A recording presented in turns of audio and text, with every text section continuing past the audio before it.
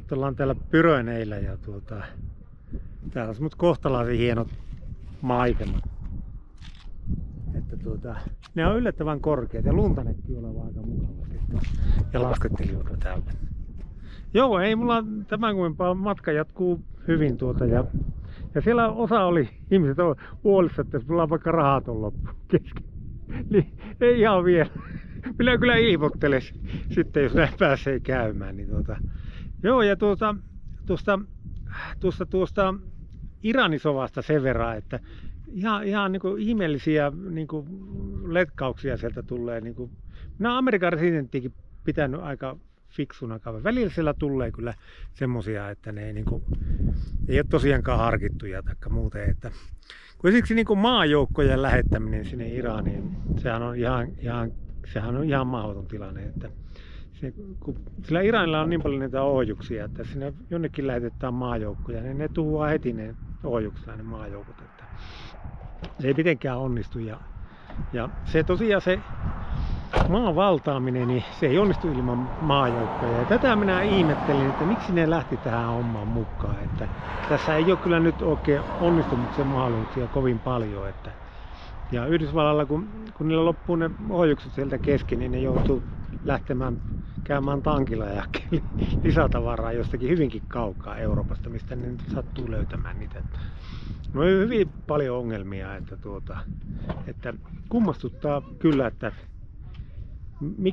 miksi ne lähti tuohon operaation mukaan. Ja kyllähän se tulee niin kuin maksamaan meille kaikille veronmaksajille ympäri maapalloa ja kaikille ihmisille niin paljon, että se on niin kuin käsittämätön se lasku, että mitä se loppupeleissä maksaa. No nyt Orpo saako hyvän tekoisuuden, miksi Talloseen nousu, että tekoisuutta aina tulee kato joku uutinen, että miksi Tallos ei kasva. Ja eikä voida niinku ottaa niinku ihan lusikkaa kauniiseen kätteen. Ja sanon vaan raakasti vaan, että nyt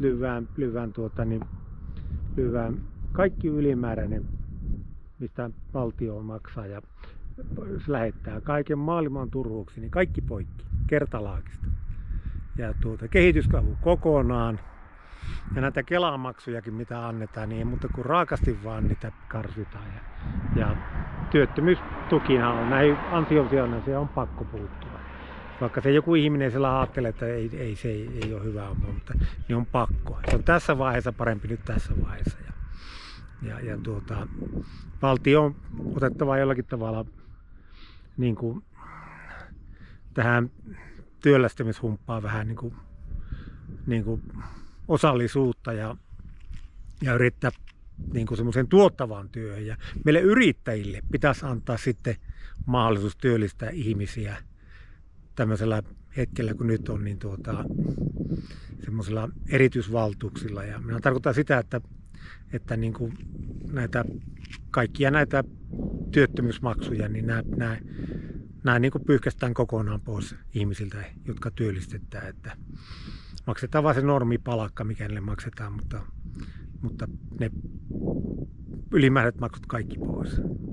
Niin uskon kyllä, että yrittäjät rupeaa ihmisiä työllistämään. Ja se on kyllä varmasti parempi asia, että ne ihmiset on töissä ja vaikka niille ei kerrykään sitä eläkekertymää joltakin tietyltä ajalta. Onko se vuosi vai onko se 2? Mutta siihen se valtio sitten myöhemmässä vaiheessa pystyy osallistumaan tietenkin, mutta järki kätteen nyt tässä vaiheessa, että vaikka me ollaan kyllä jo periaatteessa nyt niin syvällä, että me tarvitaan EUlta apua. Ja EUhan pitäisi korvata tästä tämä vahinko, joka aiheutti siitä, että se Venäjän kanssa lyötiin kaikki kauppanuria. Suomi oli niin kuin numero 1 siinä kärsijänä. Ja toiset, jotka puhuu niistä, että kauppa lopetetaan, niin silti teki koko ajan kauppaa piilossa. Ja Suomen lehdistö ei informoinut ollenkaan tästä, että niin kuin saksalaiset ja italialaiset ja ranskalaiset teki täysillä kauppaa. Että suomalaiset vaan oli siinä, jotka oli teki niin kuin oli sovittu. Että tämmöistä tämä on, tämä meininki. Eipä mitään, matka jatkuu. No niin, hei.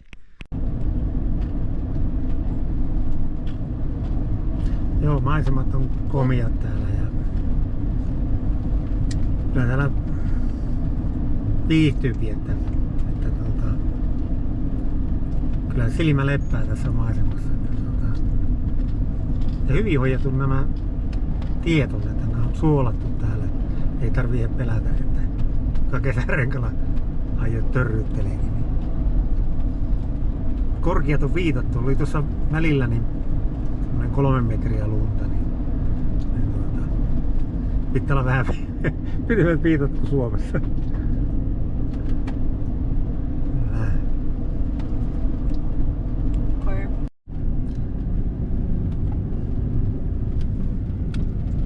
Joo, siinä on sitä lunta vähän enempi, niin täällä saattaa tulla tiellekin välillä, että ne joutuu puhistamaan saattaa tulla lumivyöryä. On sen verran jyrkkiä nuo rinteet, että varmaan aina silloin tällöin tulee semmonen, tuoltahan näkee, tuossa on mennyt yli tuossakin, niin joutuu siivoamaan tämän. Niin onpa tosissaan.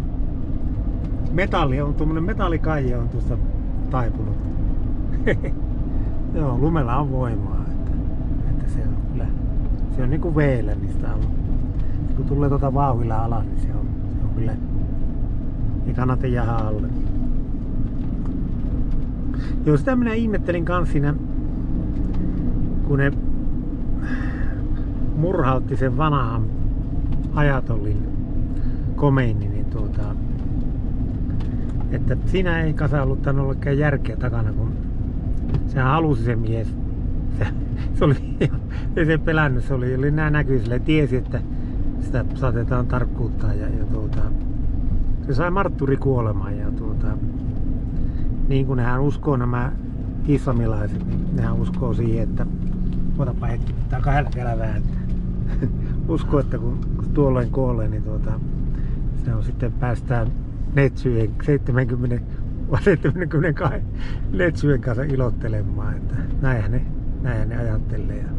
Ja niin se on tuossa tuo ongelmallista, kun nämä on siioja, nämä, no ne muut arabit siellä, ne tahtoo olla sunneja ja niillä ei oikein hyvät välit nämä näiden siia-muslimien kanssa keskenään mutta turkkilaisia on, siellä on paljon siioja, että mitenköhän tuo Turkki rupeaa katsomaan sivusta tätä operaatiota, että niin kuin niitä siioja on kumminkin se 300 miljoonaa ja nekö riemastuu sitten niin niin kun ne on semmosia miehiä, kun niillä on semmoinen uskomus, että ne luulee, että ne pääsee näihin taivaan iloihin, kun ne kuolee jossakin sovassa tai muuten marttuurina, niin pommivyöllä kun räjättävät ittävät niin, ja muutama 100 ihmistä siinä samalla, niin heillä on semmoinen uskomus ja he uskoo niin kuin täysin siihen, niin nämä on vaarallisia tämmöiset ihmiset, että niitä kannattaa ihan pelätä, että tavallinen sotilas, niin se ajattelee, että jos hän vastattaisi kuolemaan vaikka ja muuten, niin ne pelkää sitä kuolemaa, mutta nämä ne melkein niin kuin toivoo sitä. Onpa tosissaan jyrkkiä, kun tässä ohjausteostin tässä autossa, niin yölläkin kun mä vääntelee, niin tämä ja poikasten hommaa, että tässä tarvitaan vähän voimaakin. Niin no niin, ei mitään, minä jatkan autoiluja ja toivotan, että se päättyy onnellisesti, vaikka ikävä kyllä se on enempi toivetta kyllä, että siinä on isot mahdollisuudet, että siinä käy toisinpäin. No niin, hyvää päivänjatkoa.